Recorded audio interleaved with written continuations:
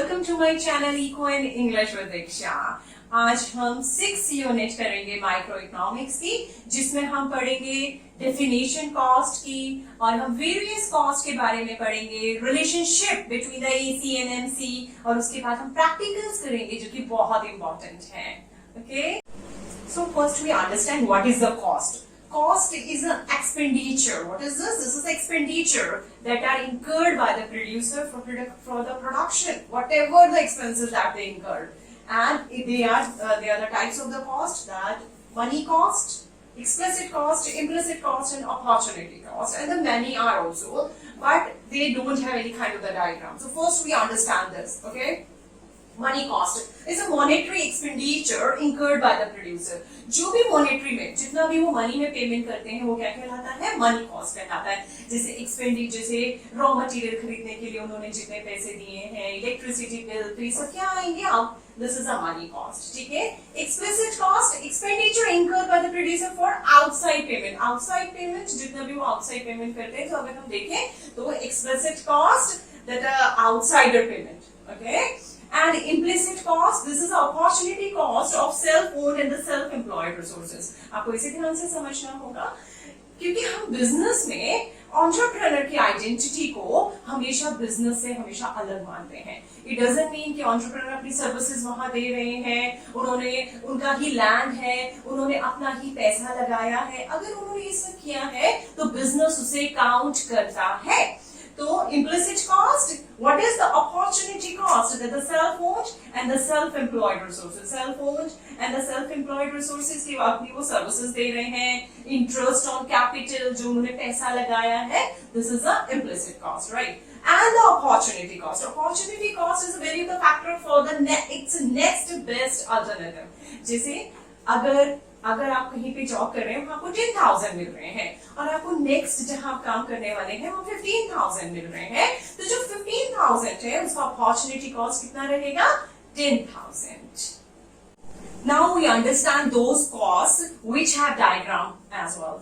Okay, this is the cost is a total fixed cost which do not change with the level of output. चाहे production इतना हो, चाहे बिल्कुल ना हो, चाहे इतनी यूनिट बने या इतनी बने, आपका TFC is constant or parallel to x-axis. This is x-axis. Okay, parallel to x-axis. Okay, but TVC on the other hand, that it changes with the level of output. अगर इतना प्रोडक्शन हुआ है तो इतना कॉस्ट लग रहा है, इतना प्रोडक्शन हुआ है तो इतना हुआ है तो इतना. ठीक है, this is the TVC. And now we understand TC. TC is TFC plus TVC, right? So this is our TC, and this is TVC, and this is TFC. And the difference between these two is constant because this is TFC. Okay, this is a unit, and this is a cost. Now we understand the average fixed cost. Average fixed cost is the TFC upon unit. हम अच्छे से जानते हैं जो हमारा total fixed cost है वो short term में हमारा क्या रहता है? कांस्टेंट रहता है. अब with the level of output तो ये डिक्रीज ही होगा. जैसे हम मान के चले इज 1 2 3 4 और हमारा टोटल फिक्स कॉस्ट है, दिस इज 100. अगर हम देखें तो हमारा AFC कितना आएगा? Is 150 33 point something and 35. That means it goes on diminishing like this, but it never touches x-axis. इसे हमें समझना है कि कभी x-axis को टच नहीं करेगा. क्या रीजन है x-axis को टच नहीं करेगा? क्योंकि ये कांस्टेंट रहता है. This is a constant. इसमें कांस्टेंट रहना है, चाहे जितने यूनिट लग जाए, जीरो तो होगा तभी तो x-axis को टच करेगा. तो यानी ये x-axis को कभी भी टच नहीं करता है. और क्या पढ़ेंगे हम? इसे falls with increase in output. Output के इंक्रीज होने के साथ साथ क्या करता है? ये डाउन होता है. Rectangular hyperbola and never touches x-axis. X-axis को कभी टच नहीं करेगा क्योंकि जीरो नहीं होगा. ठीक है, अब हम समझने जा रहे हैं ABC. ABC कैसे रहते हैं? ABC और AC इनका शेप हमेशा यू शेप्ड रहते हैं. क्यों रहते हैं? पहले हम इस रीजन को समझते हैं. आपने लॉ ऑफ वेरिएबल प्रोपोर्शन में समझा है कि क्या होता है कि कोई भी फिक्स्ड यूनिट एक लिमिट तक वेरिएबल्स को लेती है. उसके बाद जब उसका एक ऑप्टिमम लेवल आ जाता है, उसके बाद वो प्रोडक्शन जो है वो डाउन होना शुरू हो जाता है। वो 3 फेज कैसे देखता है कि प्रोडक्शन पहले इंक्रीजिंग रेट से इंक्रीज होता है, फिर डिक्रीजिंग रेट से इंक्रीज होता है, फिर constant and then start depression.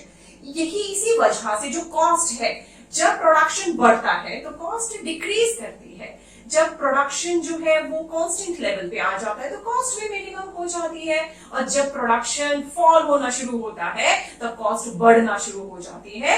तो ये कैसा शेप ले लेता है? This is the shape of that is a U shape due to the law of variable proportion, कि एक फिक्स्ड यूनिट के साथ आप एक लिमिट तक वेरिएबल्स को लगा सकते हैं। लाइक अगर हम देखें तो falls with the increase in output, reaches minimum level and then start increase. And this is also the shape of the AC also. हम AC के बारे में भी यही कहेंगे, okay?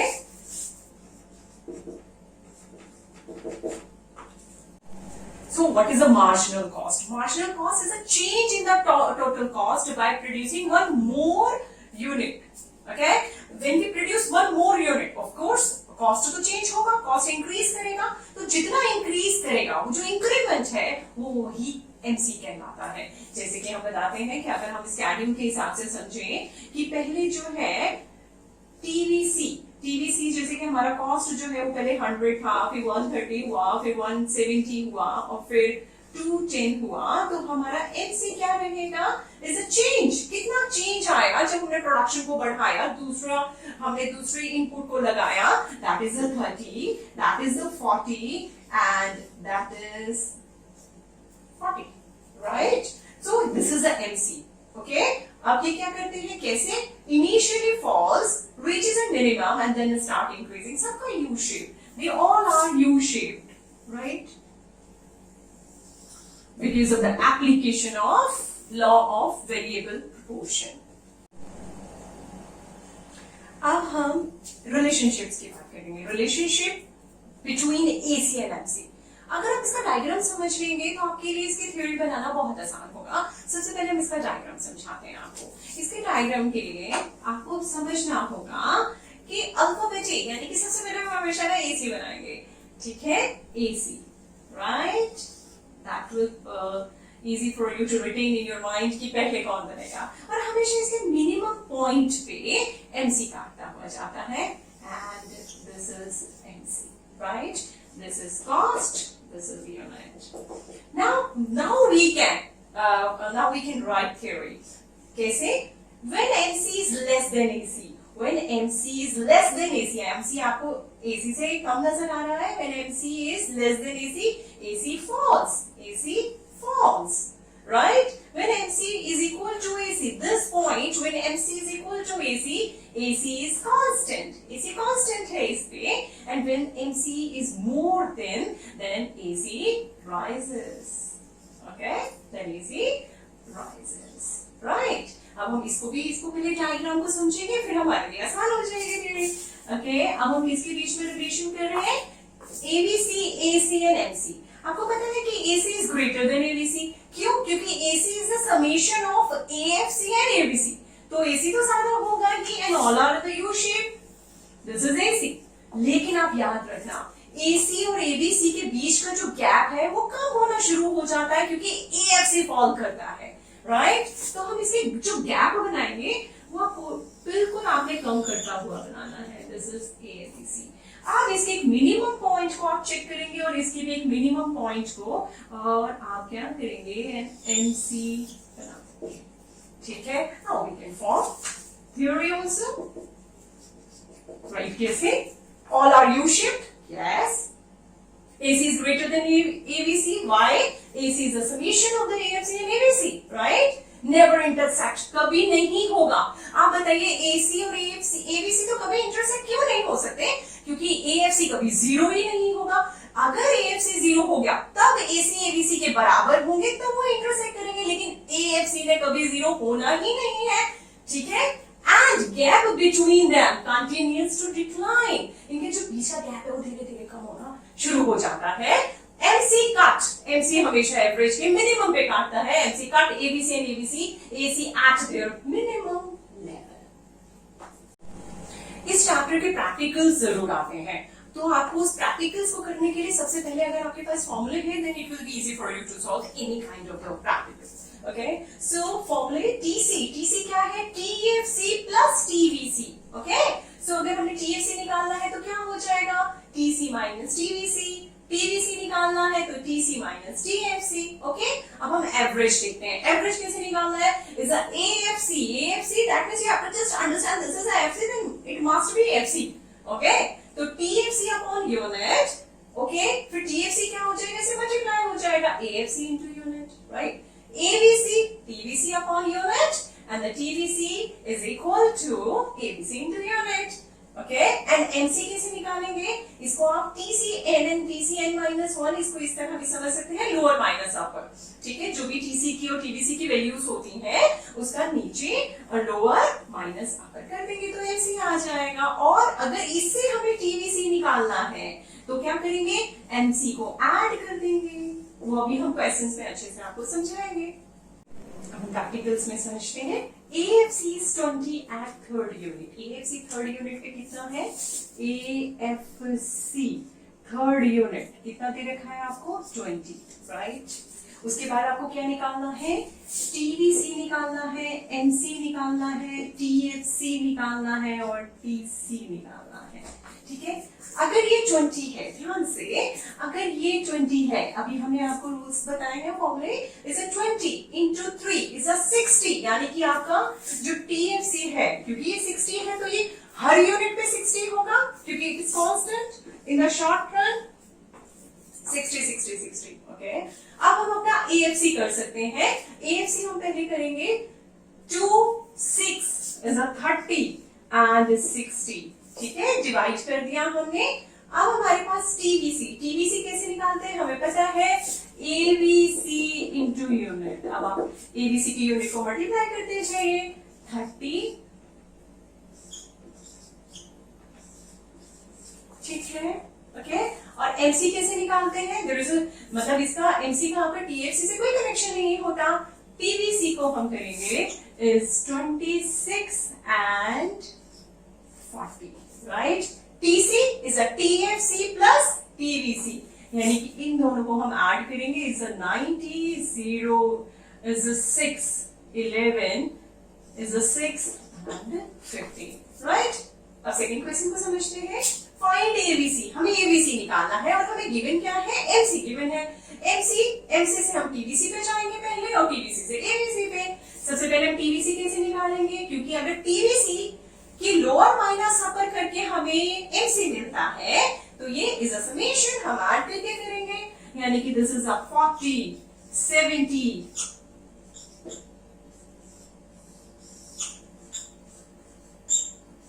144. ये आपका TVC तैयार हो गया.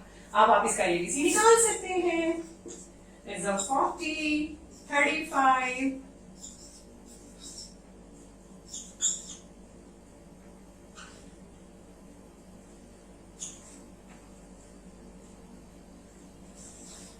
36.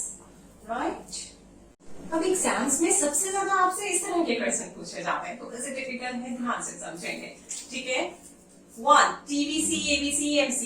ठीक है, अगर आपको TVC दे रखा है तो आप ये जो हमारा ABC है ये 10 हो जाएगा क्योंकि TVC अपॉन यूनिट होता है.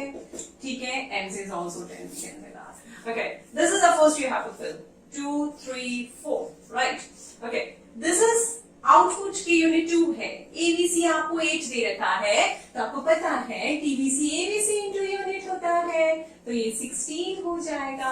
ठीक है, अब ये 27. अगर टीवीसी आपको 27 दे रखा है, ये 3 है तो एबीसी कितना हो जाएगा? 9 हो जाएगा. ठीक है, एमसी आपको पता है एमसी क्या होता है? लोअर माइनस अपर. टीवीसी का इज 11. एबीसी 10 दे रखा है तो टीवीसी आराम से निकल जाएगा 40. ठीक है, ये क्वेश्चन थोड़ा सा टिपिकल है, इसे जरा ध्यान से और देखेंगे. 1 2 3 4 हमें यूनिट दे रखा है, एबीसी दे रखा है, टीसी दे रखा है, एमसी दे रखा है. अगर आपको टीसी के यूनिट्स को फिल करना है तो आपको टीएफसी तो चाहिए भी होगा. टीएफसी कैसे निकलेगा? आप इन पूरे क्वेश्चन में कहीं ना कहीं एक यूनिट दे रखी होती है जहां पर आपको टीसी या एबीसी का वैल्यू दे रखा होता है जिससे हम टीएफसी को निकाल सकते हैं. हम उसको देखते हैं, वो ये वैल्यू है. ठीक है, कैसे निकालेंगे हम रफ में या पेंसिल से, आप स्कूल में मतलब आप लोग नहीं दिखा सकते हैं, अगर आपको जैसे कहा गया है जिस तरह करना है कि आपको सिर्फ फिलअप्स करने हैं, तो this is according to your features and all. तो अगर ये 20 है, ये 120 है, तो टीवीसी कितना हो गया? टीवीसी क्या होता है? एबीसी इंटू यूनिट, यानी इस यूनिट पर आपका टीवीसी कितना है? 80 है। टीएफसी कैसे निकलता है? टीसी माइनस टीवीसी, ओके, यानी कि 120 यानी कि 40। बस हमें एक बार अगर 40 पता चल गया तो हमें पता है कि टीएफसी सारा ही 40 होता है हर यूनिट पे, क्योंकि वो सेम रहता है, कांस्टेंट रहता है। चलिए अब हम हमारे लिए अब हर क्वेश्चन में हम कोई भी वैल्यू आराम से निकाल सकते हैं। देखते हैं कैसे। एबीसी निकालना है। एबीसी अगर आपको चाहिए तो आपको टीवीसी चाहिए, क्योंकि ये तो टीवीसी अपॉन यूनिट होता है। अब हमें टीवीसी चाहिए। टीवीसी हम कैसे निकालते हैं? टीसी दे रखा है 60, टीएफसी दे रखा है 40, तो ये आपके पास 20 हुआ ना, ठीक है। अब ये 20 एंड 20, अब हम क्या करेंगे? सेकंड पे आते हैं, हमारा फर्स्ट सारा हो गया। सेकंड में एबीसी आपके पास 18 है, टीवीसी कितना हो जाएगा? 36, ठीक है। अब इसने हमसे एमसी मांगा है, MC lower minus upper of TVC यानी 16, ठीक है। अब इसने टीसी भी बोला है, टीसी क्या होगा? टीवीसी प्लस टीएफसी, यानी आपके पास 36 और 40 76। सेकंड का भी सब हो गया। अब हम थर्ड की बात करेंगे कि थर्ड में क्या क्या अवेलेबल है। थर्ड में हमारे पास एमसी अवेलेबल है। अगर एमसी अवेलेबल है तो सबसे पहले हम टीवीसी के पास जाएंगे। टीवीसी क्या है? हम ऐड करके निकालते हैं। ऐड करके हमें क्या मिलेगा? Is 54, okay. 54 हमारा टीवीसी है, 40 हमारा टीएफसी है। टीसी कितना हो जाएगा? 94, राइट। और हमें एबीसी निकालना है। एबीसी क्या होता है? टीवीसी अपॉन यूनिट, यानी 3 को, यानी 54 को हम 3 से डिवाइड करेंगे तो हमें मिलेगा 18, ठीक है। यानी हमारा थर्ड यूनिट भी कंप्लीट हो गया। अब हम फोर्थ यूनिट की बात करेंगे। फोर्थ में क्या क्या अवेलेबल है? एबीसी। अब जैसे आपको अगर एबीसी अवेलेबल है, फिर से टीवीसी बन गया आपका 80, टीवीसी आपका पास 80 आ गया, क्योंकि 20 into 4, ओके। अब हम टीवीसी हमारे पास है, टीएफसी हमारे पास है, तो हम टीसी कर सकते हैं। टीसी हमारा 120 हो ही गया है। अब एमसी क्या होगा? इन दोनों के बीच का डिफरेंस, डिफरेंस यानी 80 माइनस 54, 26, राइट। यानी हमारा फोर्थ यूनिट भी कंप्लीट हो गया। अब हम फिफ्थ में देखते हैं क्या अवेलेबल है। एबीसी अवेलेबल है, टीवीसी निकल जाएगा। सबसे पहले टीवीसी के पास जाएंगे, इज 110, ठीक है। टीसी क्या बन जाएगा? 150। और क्या पूछा है इसने हमसे? एमसी पूछा है। एमसी क्या होता है? 110 माइनस 80, ठीक है। I hope you all have understood, and if you have any kind of the problem, you just write in the comment box. We'll surely help you. Thanks for watching my video. Bye.